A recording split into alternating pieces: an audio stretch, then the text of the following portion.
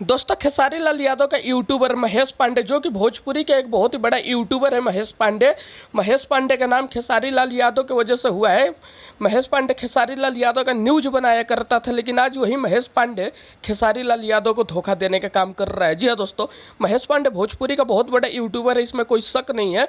महेश पांडे का सब्सक्राइबर भी बहुत ज़्यादा है, लेकिन सारे के सारे खेसारी लाल यादव के फैन ने सब्सक्राइब किया था, क्योंकि ये खेसारी लाल यादव का बहुत अच्छा न्यूज बनाता था। लेकिन दोस्तों, जब ये पहले वीडियो बनाता था तो अपने पीछे खेसारी लाल यादव का फोटो लगा रखा था, लेकिन पवन सिंह खेसारी लाल यादव जब से मिले हैं गले, तब से महेश पांडे ने अपने पीछे से खेसारी लाल यादव का फोटो हटा दिया।